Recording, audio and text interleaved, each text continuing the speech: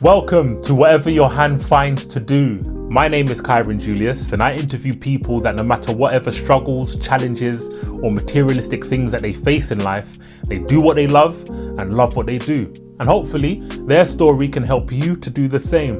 That being said, let's welcome our next guest.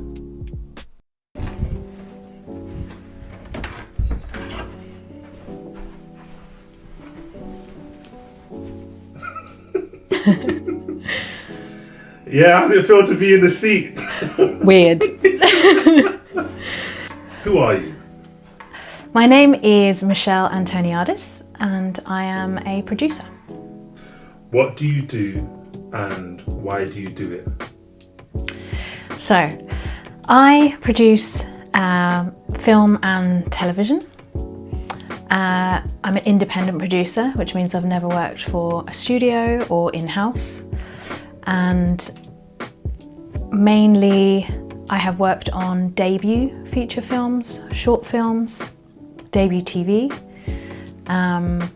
Why I do it, now that is the $1 million question. I started a company called Hazy Jane Films when I met, back in 2013, I met a very talented writer-director called Marley Morrison. And she inspired me with the stories that she wanted to tell. And so we decided to set up a company to really champion female filmmakers and LGBT stories and filmmakers, so in front of and behind the camera. So we started off with short films and then we made our first feature film. And then slowly each of us moved into TV separately. But the why was to champion and highlight stories that weren't necessarily on TV or in the cinema at the time. And how long have you been doing it for? So I met Marley in 2013 and she actually was the person who told me I should be a producer. I didn't know what a producer was. In fact, many people don't know what a producer is. And she brought me onto a short film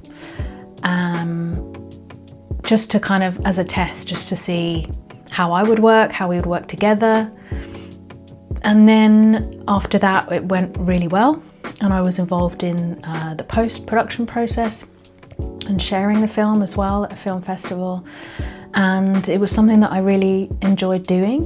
I didn't go to film school.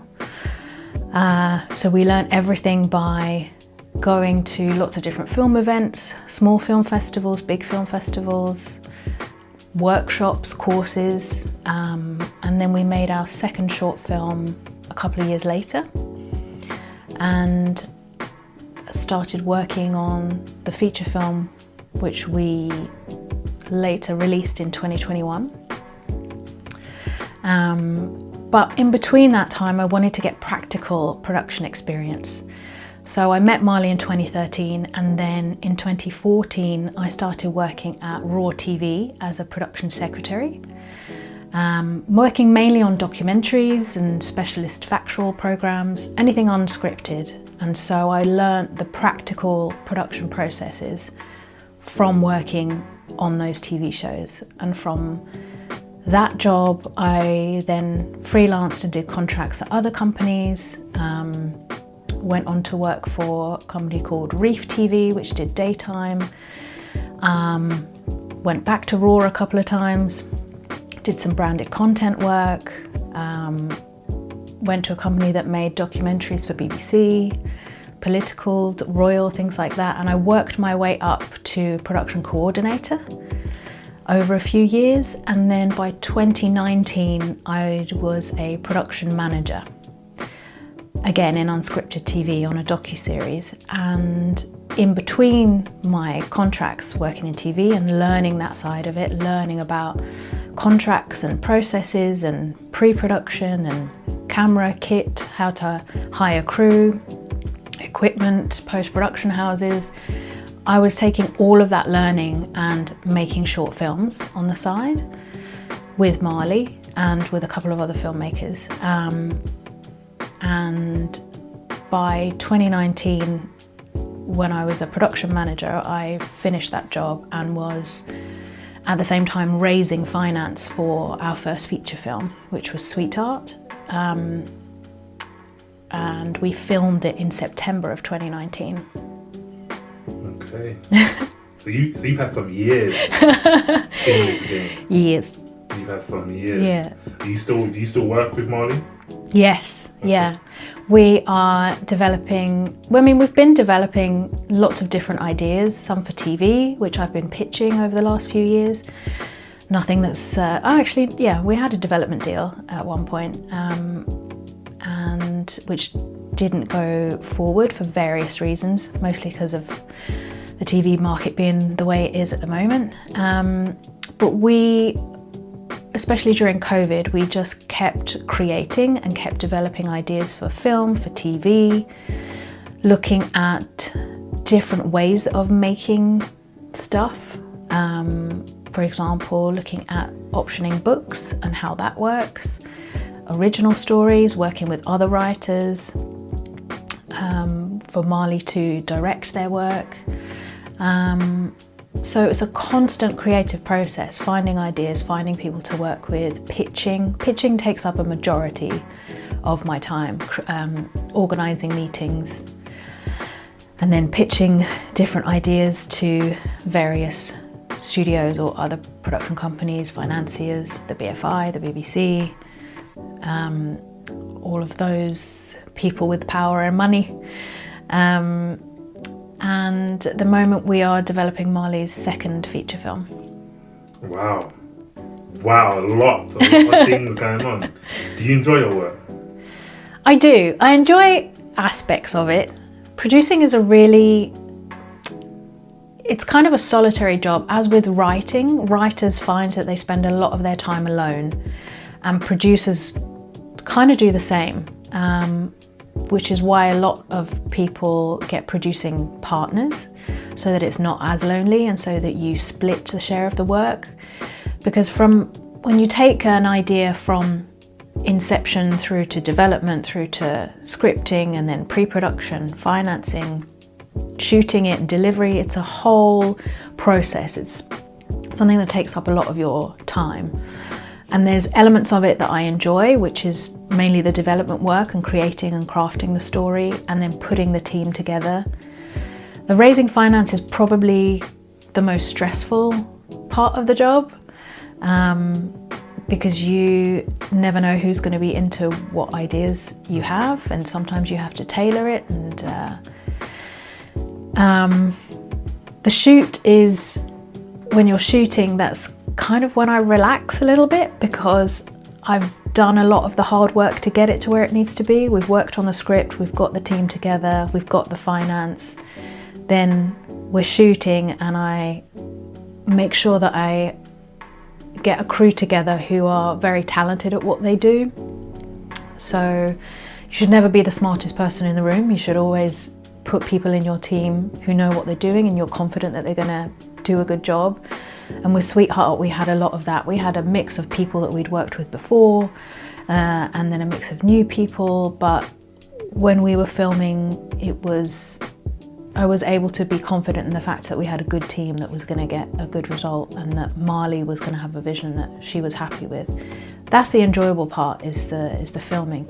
The not enjoyable part is the paperwork, the contracts, the legal stuff, the technical stuff. When you get into post-production and people are throwing technical phrases and words at you that you don't understand, and you have to figure it out.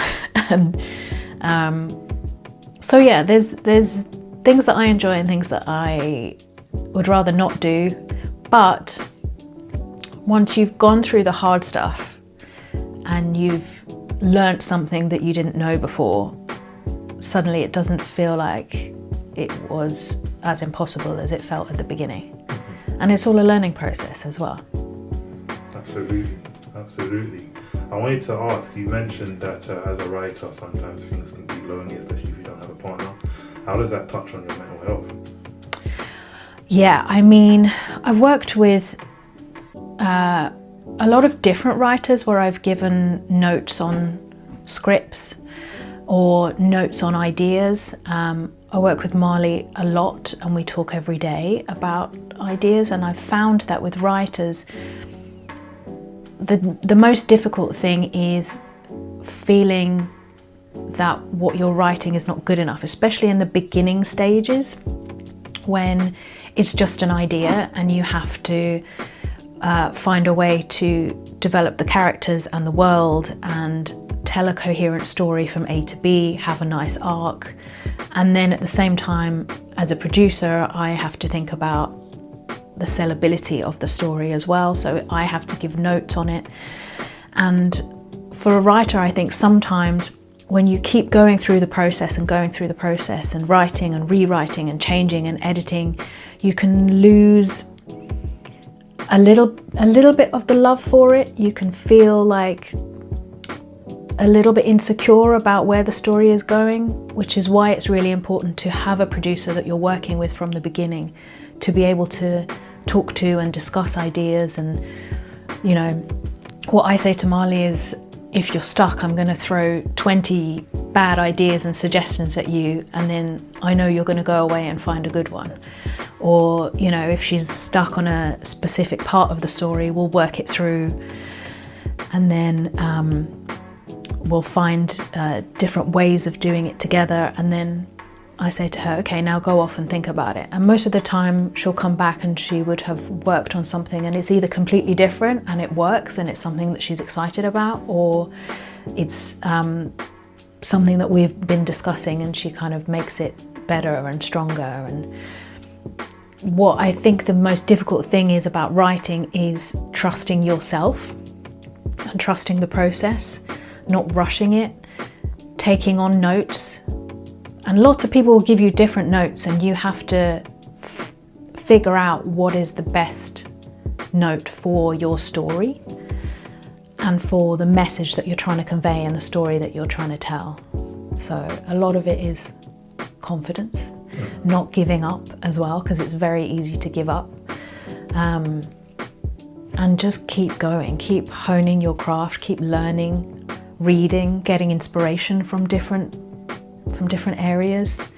What I say to a lot of writers is watch documentaries, watch reality TV, watch different types of films, some that are similar to the story that you're telling, some that are not, some that are in a completely different genre, because everything you watch will give you a little bit of inspiration as to whether to do a similar thing for your story or whether that's not the right thing for your story. Okay, so I want you to look up, I want you to go on Google, type in ECC space 9:10. Whatever your hand finds to do, do it with all your might. For in the realm of the dead, where you are going, there is neither working, nor planning, nor knowledge, nor wisdom. I relate to that a lot. I relate to it and I agree with it. Because what my dad used to say is, work as hard as you can for as long as you can, because you can sleep when you're dead. So, not to be morbid or anything, but I definitely relate to that verse because I have the same kind of mindset. I believe in working hard. If you're lucky enough to do a job that you love, work hard at it, enjoy it, because you need to use the time that you have on this earth and use it wisely. And I think what's really important is to enjoy what you're doing. If you don't enjoy what you're doing, what's the point of it? What does it give you purpose? Does it add value to your life? Does it make you happy? Does it challenge you in a way that gives you motivation and inspiration to keep going? If it doesn't do any of those things, why are you doing it? So, yeah, I relate to that verse a lot. If finance was or was not an issue, would you still do what you are doing now? If so, why? Absolutely.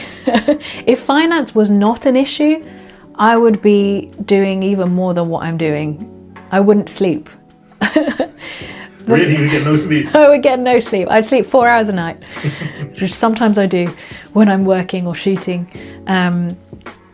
Here's the thing, to be a producer in the film and TV industry, traditionally, producers were people who came from money, or who had access to money, or who had contacts, or people who they could bring in the money easily. Nowadays, if you're someone like me who comes from a background where no one is in the film and TV industry, nobody has endless amounts of capital, I'm not from an affluent family, I had to learn the craft and do the job and learn everything from scratch myself, and I had to find my way into this industry. And at the same time, I still had to work to earn money to pay rent and bills, and I still have to do that. So the balance that a lot of filmmakers find is that actually, how do you do the thing that you love? How do you write, direct, produce, create, and still have the money to live? And a lot of the time there isn't no answer to that. The answer is you have a job that earns you the money, and then you find the time to create and do what you love. Unless you're lucky enough to have rich parents or a rich partner, or come from a film and TV dynasty family where you have access and roots into the industry, then you have to find a way to support yourself and still do the thing that you love. And that's where a lot of people give up sometimes, because it's too hard. And it is hard. You have to balance both of those things at the same time. And you have to give your all into the job that is paying you so that you can pay your rent. And then you have to give your all into the job that you love to do and create. And it's really hard to stay sane sometimes and to keep going. But that's why you have to think about your why. Why do I do this? Why do I want to keep doing this? I need to find a way for it all to pay off in the end. And sometimes, you know, you can make a feature film and then you're unemployed for a long period of time, and you have to go do a regular job that's not to do with film and TV, which is something I've had to do many times. Or you can make a TV series and then you're unemployed. And a lot of people say that this industry is feast or famine and only the strongest survive. So you have to find that balance and find the reason why you want to keep doing it. So if finance was not an issue, I'd be doing a lot more. But I got to pay the bills. I hear it. I hear it. What or who is your why?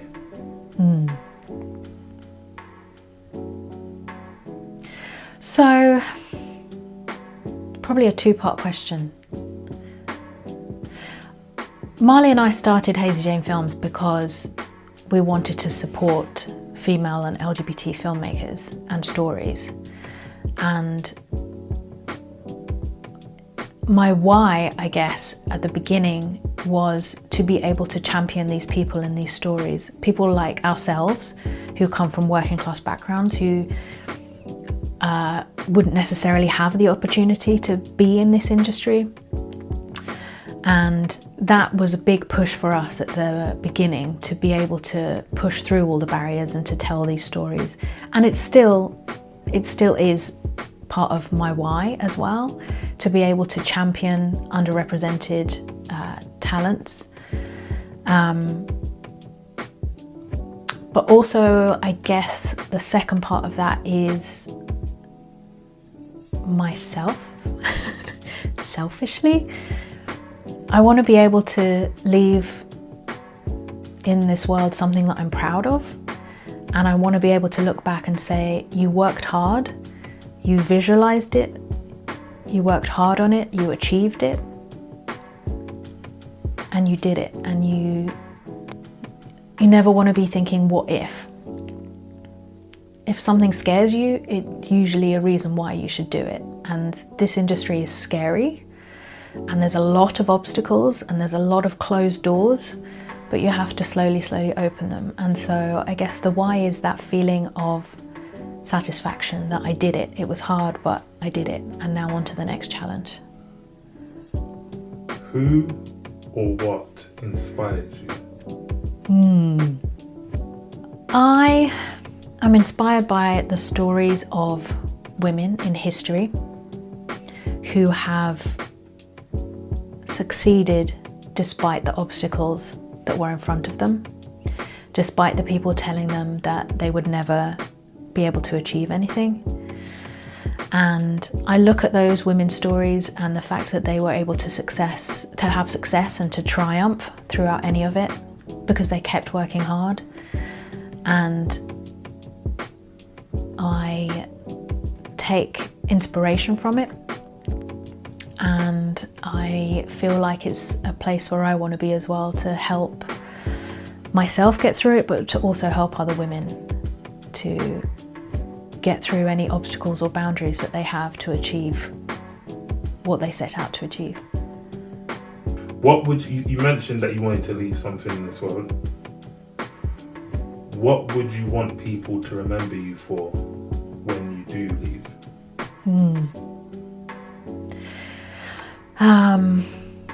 For my creative work, I hope people remember me for the films that I made and the stories that I was able to get on screen, or even the stories that I wasn't able to get on screen that I might write in a book one day about my list of failures. I want them to remember me for the work that I do, but also on a personal level, I hope that people remember me as someone who just wanted to help and guide people and encourage people and believe in them, because I do try to do that as much as possible. I try to give back because I know how difficult it is when I was first starting out in this industry, or in other industries really, just whatever kind of dream you have, whatever goal you have, and I like to be able to encourage people and help them and talk them through it. So maybe, hopefully, I'm remembered as someone who was helpful and kind. Yeah. What is one thing that you like about yourself? That's a tough one. That's a tough one because I think a lot of us who are in the creative industry don't like ourselves. And the reason why we tell stories is to get into a world where we can forget about things. But it is really important to back yourself and to like something about yourself. So it's a lot about doing the work to realize where the things you like about yourself that carry you forward and that other people see in you. Yeah, it's very self-deprecating, this creative world that we live in, and I feel like it comes from insecurities and not feeling good enough.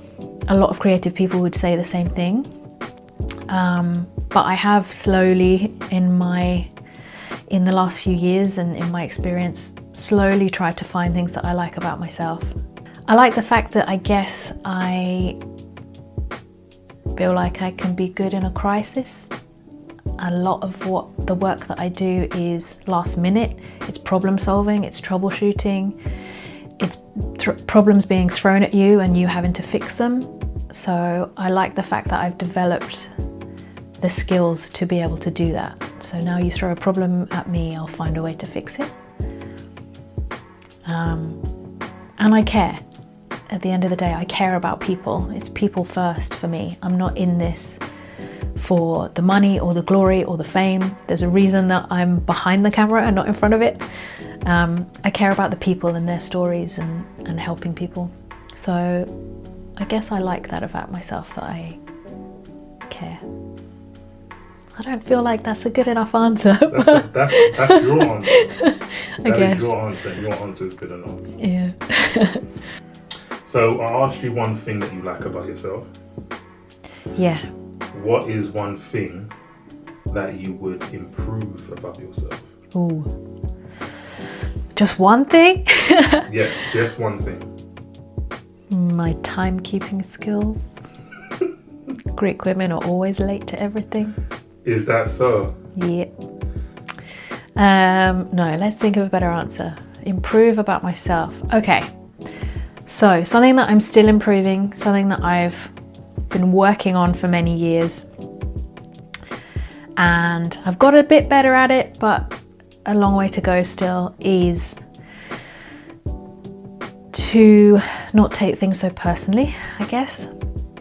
Be able to distinguish between when someone says something that is offensive or insulting, or when I'm dealing with a difficult personality or a difficult situation, and I've always needed to work on not getting too emotional about it. I think that's quite difficult, especially when you come from, I'm a Greek Cypriot woman, so we have a lot of passion, a lot of fire inside us, and if we see something that is unjust or that is not right, it's really hard to kind of keep that in. And that doesn't always work in a professional world, or in this, in the British way of doing things, which is kind of keep calm and carry on. Sometimes I can't be calm, and I need to improve that and work on that and regulate my emotions and take a deep breath and realize that, yeah, some things are out of my control, and to not react so personally with certain situations. But it's tough. It's tough, Kyran. I don't like seeing when things go wrong, or people do things wrong, or are mean to people, or, and I just, sometimes I can't keep it inside, but I'm working on it. A letter of advice to your younger self 15 years ago. 15 years ago. Okay, let me count without giving away my age. Stress less, because you can only control what you can control, and stress takes years off of you. It ages you. It affects your body and your mind, inside and outside, and don't stress so much is what I would say 15 years ago. The universe will provide. You'll be guided to where you need to be. Do the work and let the rest go. Stop stressing so much. A message to your future self 15 years from now. 15 years from now. Aren't you glad you started exercising again? 15 years from now. What do you do for exercise? So a lot of walking up hills. I find that's the best thing for me, actually, is walking up the hill, having that resistance. And then we do a lot of exercise at home. We do like HIIT workouts, weights, because you need to do weights, especially as a woman when you get older. Yeah. You used to be a track athlete, no? I did a lot of interval running, yeah, and like sprinting, and but I didn't enjoy it much. So now I walk up hills to feel it. A bit more. Didn't your dad used to coach you? Yeah, so he set up something called the running school, and he used to help athletes, and either elite athletes or recreational athletes, and then people who've had injuries or who've had like knee surgery or other kind of surgeries. He used to help them get walking or running again. And so I did a couple of those programs, and I got really fit, and then I stopped. But I started again recently. So to my future self, I would say keep exercising. Yes. A final message to the world. Oh, can I say it to creatives? Cool. Because I feel like that's the best advice for me to give, is to creatives. Or to anyone, actually, who's doing something, who wants to do something that they love, or change a career or whatever. Work hard. Visualize where you want to be. And the rest will follow. But the main thing is, do the work. Thank you very much, Michelle. You're welcome. Thank you.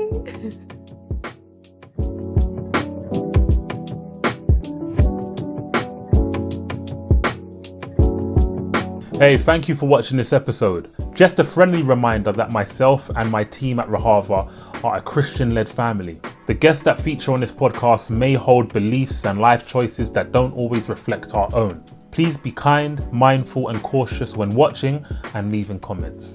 To find out more about Polly and how you can support us, please look at you guys know what to do. I'll put it in the description. All the information is there.